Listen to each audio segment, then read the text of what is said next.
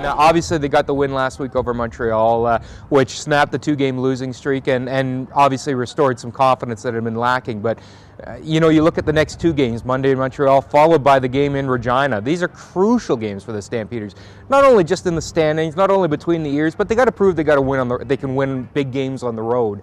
And really, they haven't really been forced into a situation where they've had to do that this year. So I think it's going to be very interesting to see how they respond to this challenge. A big bounce back for Player of the Week, Henry Burris. Yeah, no question. I mean, that was let's face it, that was a week from hell he had leading into the Montreal game, and he delivered probably his best game of the season. And he had help, obviously, but boy, that was mistake-free football, and he made plays with his feet, made plays with his arms, and that's all you can ask. How's Nick Lewis been this week after that monstrous hit? He told me the other day that he's been watching that replay a few times this week. Undoubtedly, and G. Roy Simon, I think, said it best on his Twitter account. He said that could be a play that defines Nick Lewis's career, and I don't disagree. I mean, it had everything. He made a catch. He obviously took out Mark Estelle, but then the stuff he did after the catch was equally impressive. And I thought not only showed him at his best, but showed that Montreal defense at its worst. And wow, that was, I think, as much as Nick Lewis took away from that, I think Montreal had to be very disturbed with what they saw in that play.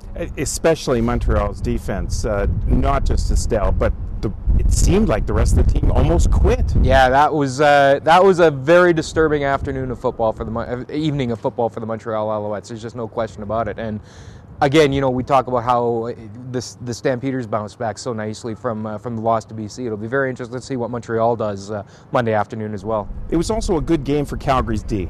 Yeah, no question. It's always crucial to put pressure on Anthony Calvillo because no quarterback in this league throws the ball quicker, releases the ball quicker.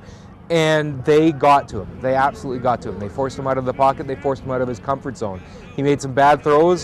His receivers had a tough afternoon holding onto the football. Yeah, those things have to be improved. But again, it's one of these things with the Calgary defense. It's very risk-reward. A lot of risk to it in the sense that if they don't get that pressure, they're exposed at the back end. But it worked out for them in that game, no question. Early morning, flying east. Any concerns about the Stampeders being up for this game? Oh, not the intensity level won't be a problem, I don't think. It's 11 a.m. Calgary time that they're playing Monday, but you know what? Their practices start at 10:30 in the morning in Calgary, so they're used to being physically active at that time of day. So I don't think that's so much a concern.